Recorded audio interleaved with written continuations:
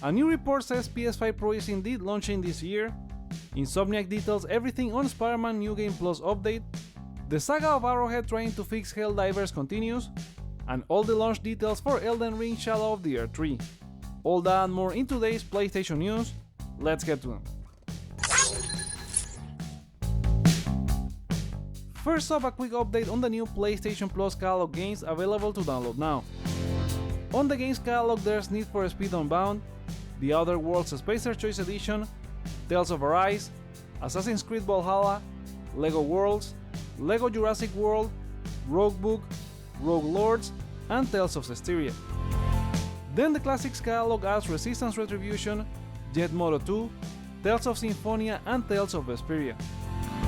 Good news for anyone looking to add the Resistance Retribution Platinum to their shelf, as the game only asks you to beat 23 unmissable story-related objectives, plus try 5 weapons, take down 50 enemies, and die once. So overall, it is a very easy platinum. Besides all that, deluxe and premium users also get a new 1-hour trial for Balatro, a roguelike deck builder that changes the rules of poker and has a 92 on Metacritic. We also know 7 games will be leaving the catalog next month, including Chia, Ghostwire Tokyo, Civilization 6, Neo The World Ends With You, Code Vein, Outer Wilds, and Haven. As per our poll, you guys think this was a great update, with 62% voting in favor, 21% neutral, and 18% against.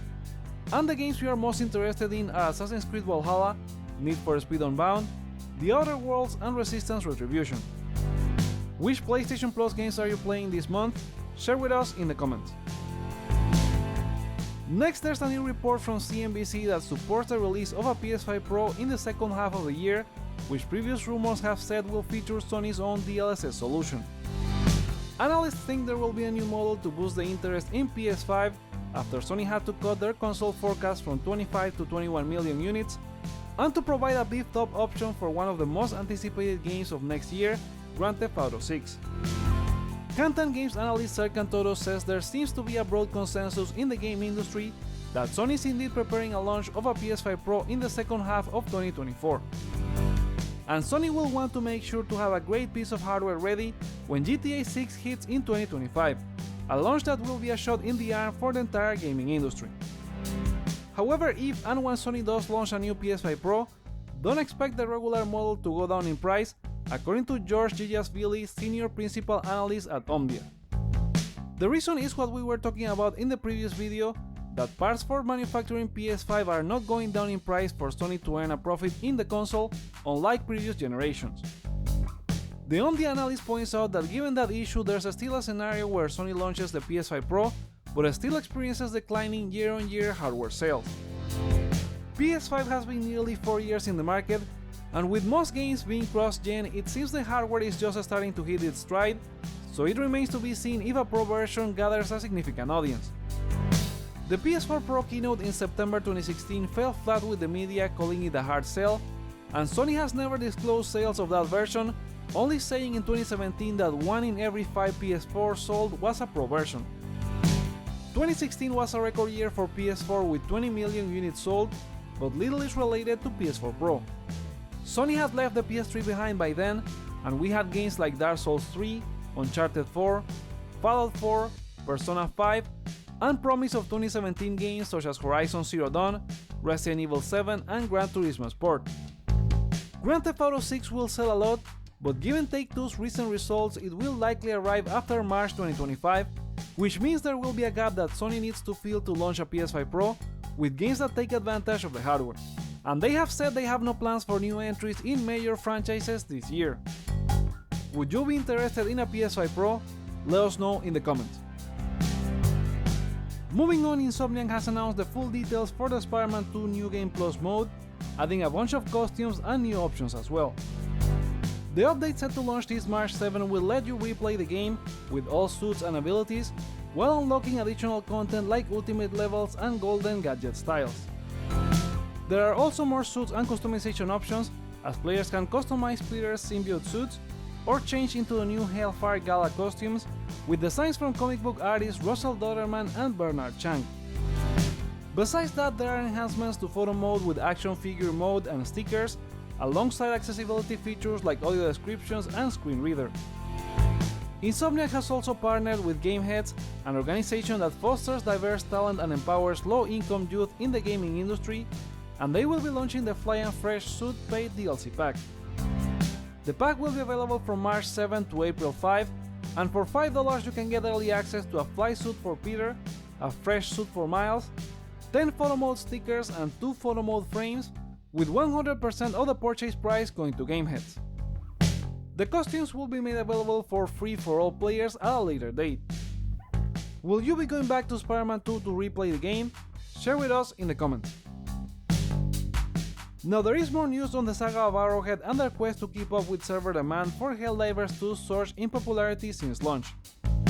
The Swedish studio has released patch 1.10 as of recording to resolve matchmaking issues and prepare for increased server load, according to game director and CEO Johan Pilestedt. People are still facing logging issues, so there's still work to be done. Pilestedt also addressed the server issues, indicating that it's not as easy as just adding more servers. While replying to a deleted tweet, he explained they are working on backend code optimization, which is hitting some real limits. The issues with the game have also led the directive to recommend players to buy the game later in another Twitter reply. He said that while they have made a really fun game, it's worth waiting until the servers can support the capacity, as he would be heartbroken if they spent cash to get stuck in server queues. One of the features the developer is hoping to implement is an auto-kick feature for players away from the game, given many have admitted to remaining logged into the game to avoid issues when trying to log in again, resulting in other users not being able to play. Helldivers 2 keeps reaching new heights in player count on Steam, now surpassing 450,000 users as of recording. I don't blame the studio for not being able to forecast this success, as the original game gathered less than 7,000 players. Have you faced any issues playing Helldivers 2? Vent in the comments. Or maybe play something else while you wait, like the Final Fantasy VII Rebirth demo, which has now been updated with a new area and features. Players can now go around the Union region with Cloud and the rest of the crew, with content unique to the demo plus improvements in visual fidelity in performance mode. If you are not playing to avoid spoilers, well, maybe go and block anything related to the game on social media or YouTube, as physical copies have leaked 1 week before launch and key story details are starting to appear online.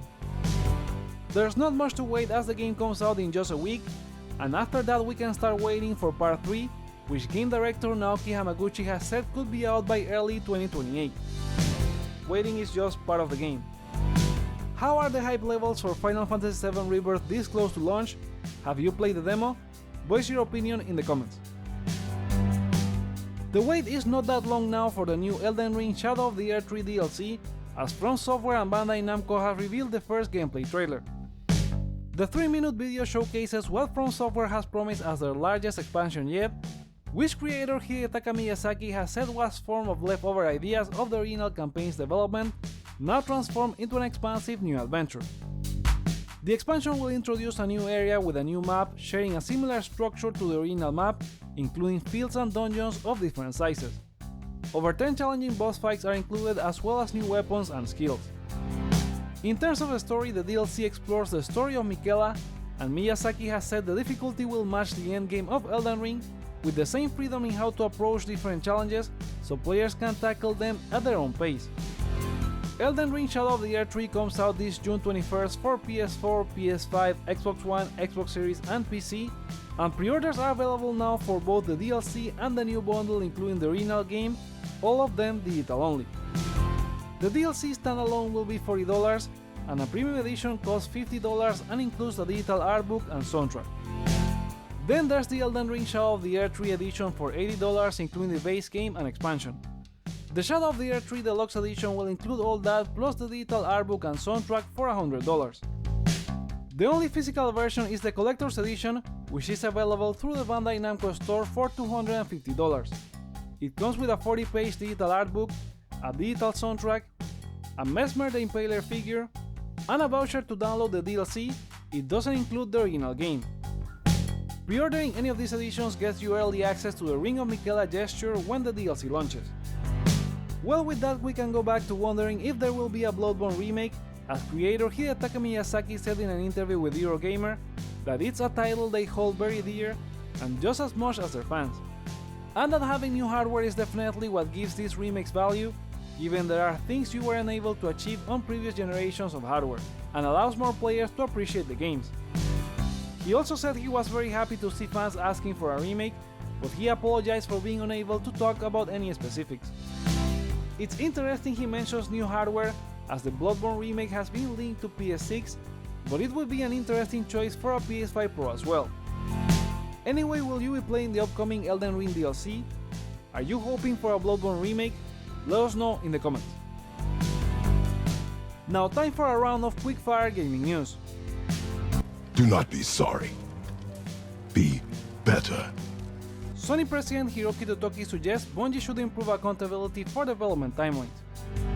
He acknowledged the creativity and dedication of everyone at the studio, but he sees there's room for improvement given all the issues they have had over the previous year. This was part of a translation correction Sony published from its Q3 result, where it seemed like profitability was an issue for all PlayStation studios, but this clarifies it's Bungie right now.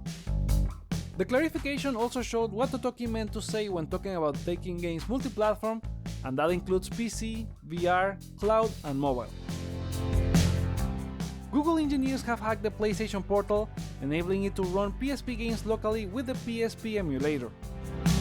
Andy Nguyen posted a photo on Twitter with the device running Grand Theft Auto Vice City Stories, and he worked on it alongside users XYZ and Zeta2. They won't be publishing the hack yet as it still requires some work, but Nguyen confirmed the exploit is all software-based. Indie game Little Devil Inside has reappeared as developers release a 6-minute gameplay video, reassuring fans that the game is not cancelled. The update includes progress on the Kickstarter campaign and the decision to switch to Unreal Engine 5. They are also seemingly looking for a new publisher for the game. Sega's new Crazy Taxi game is rumored to embrace live service elements with a 100-person survival mode inspired by GTA Online and Fortnite. Leaker Midori suggests the game will launch alongside a remake and offer competitive elements to compete with modern games. Jet Set Radio is also reportedly receiving a remake and live service reboot with shooting elements similar to Fortnite.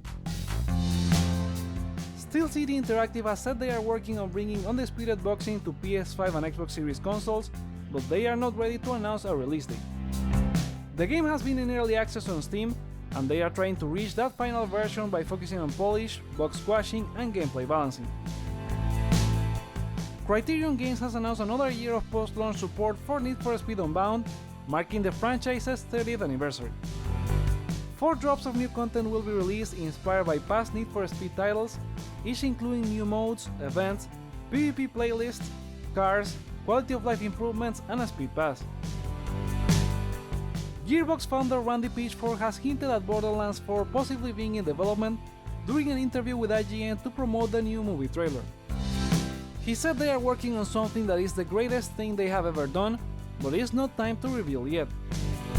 Reddit fans speculate the Twitter account may also be hinting at a reveal at the upcoming PAX East, as they are posting video recaps for the story of the previous games. In the meantime, coming from Gearbox Publishing is cult favorite MOBA Gigantic Rampage Edition, returning after 5 years with new characters. The game will be ditching the free-to-play model for a $20 premium access, with free updates including a ranked mode and hero skins. It will be launching this April 9 with crossplay on consoles and PCs. Slow Clap celebrates SIFU's second anniversary and 3 million sales with 2 new outfits. One of them is inspired by the previous Slow Clap title Absolver, while the other one is a street-style jumpsuit requested by the community. This says a lot about the studio's commitment to the game, launching a new update after they said they had finished their work on it last September. Microsoft has finally confirmed the 4 Xbox games to launch on other platforms. Pentiment is out now on PS4, PS5 and Switch, Hi-Fi Rush launches on PS5 this March 19, Grounded will be out for PS4, PS5 and Switch on April 16, and Rare delivers its first PlayStation game in 39 years with Sea of Thieves on PS5 this April 30th. All games will be up for wishlist starting today, and both Grounded and Sea of Thieves will have crossplay.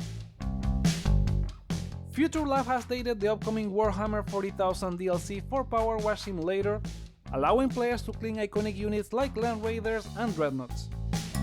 It launches this February 27 on all platforms for $8 or equivalent. The DLC joins previous packs inspired by Tomb Raider, Final Fantasy VII Remake, SpongeBob SquarePants, and Back to the Future. And those are the PlayStation stories for today. Come back on Friday for a new video, but remember to share your thoughts on any of these news in the comments below, like or dislike to let me know your feedback, check out other videos you may enjoy while you're here, such as the PlayStation games at the recent Nintendo Direct, and consider subscribing for more on PlayStation. Thank you so much for watching, my name is Joseph, this is Hype for Games, and let's get hype!